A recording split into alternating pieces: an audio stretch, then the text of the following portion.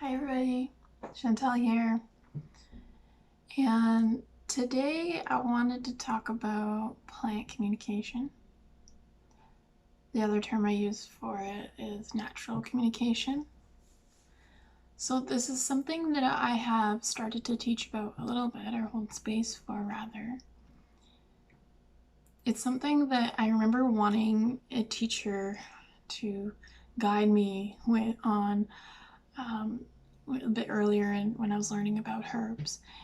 And she basically wouldn't teach me anything about it, like in a verbal sense. She really wanted me to have experience, and I'm so grateful for that teaching at that time.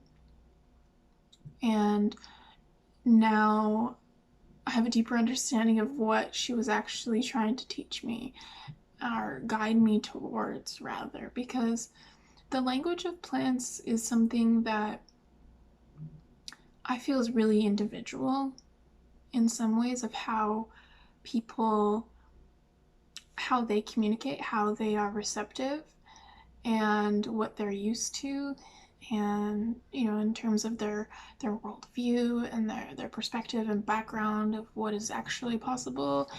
And yeah, I've just seen people experience plant communication in different ways. And the reason why it's so fascinating to me and why I hold space for it is because in diving deeper down the rabbit hole, it did really challenge my worldview, and it it challenged it, but it also helped shape it and change it for, I feel, the better, and really helped me walk through the world and with a new perspective in a different way, and think about nature in a different way, as well as people in a different way. Um, I myself, um, I guess I currently identify as a highly sensitive person. I didn't know what that term meant until recently. So now, like the scientists, psychologists, and everything, have um, created this category. I think it was in the early 2000s or maybe late 90s when they came up with this term, highly sensitive person. And what this means to them is that through their people's different research and everything, is that 20% of the population actually has different ability to be sensitive to the environment, to people, and to empathize, and their brains are actually different. And so when we look at this from a traditional perspective, this would have been, the healers, the artists, potentially the gatherers, and people who um, served the tribe in a different way, and or the group of people, their family, in a different way, and these people were celebrated, right? So in indigenous culture, some of these people could have been seen as two-spirit. Some of these people, meaning that they would have maybe identified with both genders or a different gender than their sex was. And um, yeah, gender is a complex subject that I'm not going to dive into too much, but just relating to that, how people were acknowledged, in the time before we had this term highly sensitive people, um, or before the words, empath and all these things were a thing, um, that there were people who were a bit different from the rest of the tribe, but was consistent in all the different groups that there were people like this. So 20% is actually quite high. Um, when you think about it, um, if 1 in 5 of us is a highly sensitive person, in a classroom of 30 kids, it's like, or in a gathering of 200 people, there's actually quite a lot of people that would be having different a different way of interacting in the world, and their sensory gating system, so the channels in which they receive information often would be um, more receptive in the brain, right? And so our world isn't really designed for these people. And so a lot of people that I meet, I've met over time, and these people that I feel really kindred spirit to, and or camaraderie with, and over time, and gathering my own group of friends and everything, and then learning about the highly sensitive people is like, oh wow, like a lot of my friends are these people, and they were like this small group of people that I actually felt like I could uh, get along with and relate to. And were a lot of people I felt like they didn't understand me, or I didn't understand them, and we're just from two different planets, most of the time is how it felt. And so it's a really interesting concept. And so when we bring this to the highly sensitive um, people to plant communication, the reason I'm bringing it up is because um, to 20% of the population, it would have been a bit easier, I think, um, to learn these skills and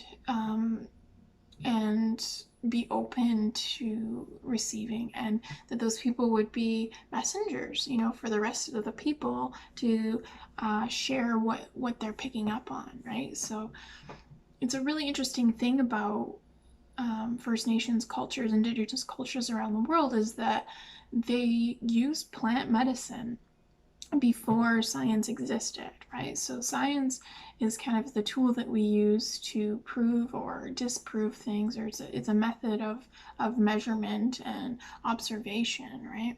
And so all these years later, thousands and thousands of years after people were already using plants for certain things that they had, come to agree upon over time and through lineage and things getting passed on in oral tradition. These How this knowledge was acquired really fascinated me when I was first getting into herbal medicine. And um, you know there's all these facts and figures that people talk about. There's all these words that people have made up to describe and categorize and to do all these things with plants.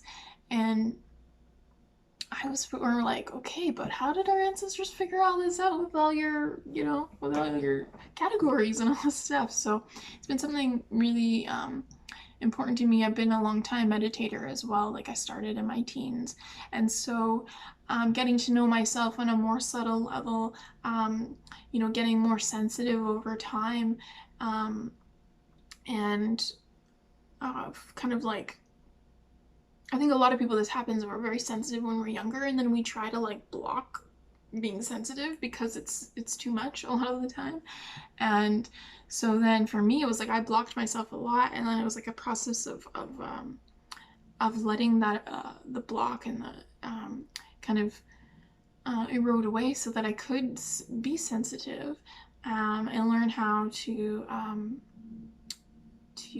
feel myself in a way that I didn't feel like I needed protection. I felt like I was strong enough to ward off being thrown off by other people's energy. That's one thing that can happen for people, right? Is they um, get tossed around by all the energies.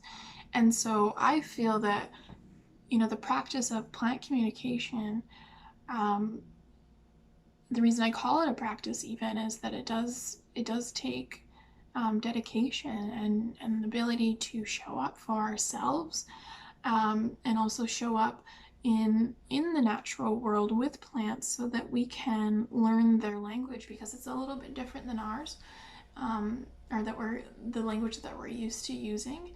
And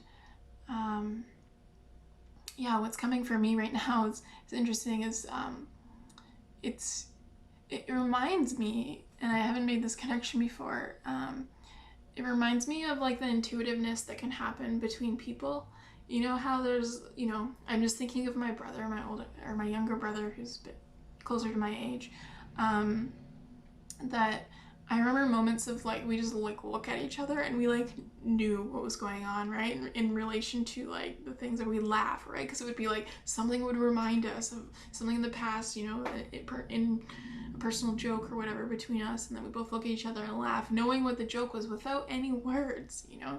So that's how plant communication works, and that's how like the more that we practice, the more that we are sensitive to it, and the more that it becomes a part of our everyday, and it it's something that's super beautiful, you know, and it's also something that it's not super intellectual, you know. I'm intellectualizing it by like talking to you about it and everything, but it's something that is so like an experiential experience, uh, um, and it's so, like I said, it's so personal.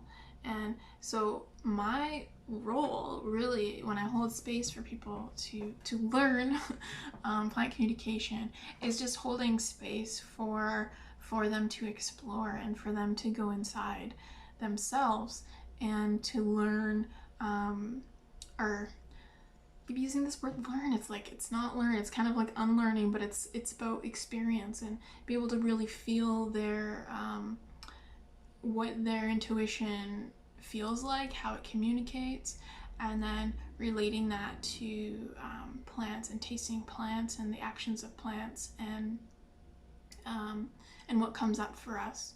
You know, a lot of it can be memories that we have. A lot of it can be um, uh, yeah, like actual feelings in our bodies, and it can be um,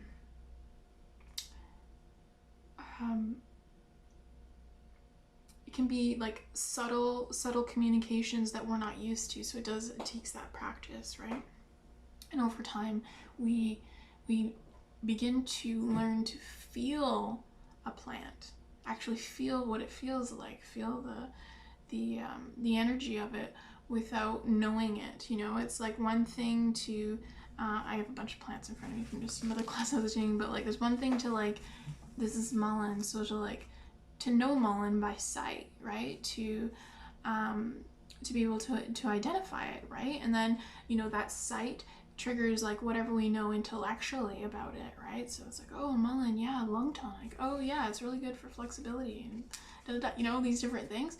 Um, so we often approach plant medicine from that, you know, that mental place. But it's different when we meet plants through drinking the tea, or we meet plants through taking a tincture, and without knowing what it is first, and to really feel into a plant, you know, and to reflect with a plant with different tools, right, of reflection that we would use, you know, the same way to some people would use to, you know, figure out their life path, you know, or the next decision they want to make, and these different things that we can approach plant medicine in that same way, which is really exciting to me because you don't need a teacher, you don't need to spend a bunch of money. Like there's a whole world of abundance of knowledge, or whatever you want to refer it as, um, that is, I believe, accessible. It's accessible, and it might be easier for the people who feel like they're more empathic and things like that. But I feel that you know, all sorts of people can have these experiences too, and um, to me, there's no denying it for people who have had experiences with really strong plants, you know, like psilocybin or even cannabis. You know, these different things that are very obvious. You know, so when we're first starting, drinking some reishi tea, you know, might not feel like anything to us. We're like, oh yeah, you know, but we smoke some weed or whatever, and we're like, whoa, you know, it's like our whole reality has changed, and so my my hope is to hold spaces for people to be able to feel those effects, like how I said, smoking the joint, or you know, taking the mushrooms or whatever, that we can open our sensory gating so that we can have experiences that are just as strong with more subtle plants and know what they're good for and know how they can help us.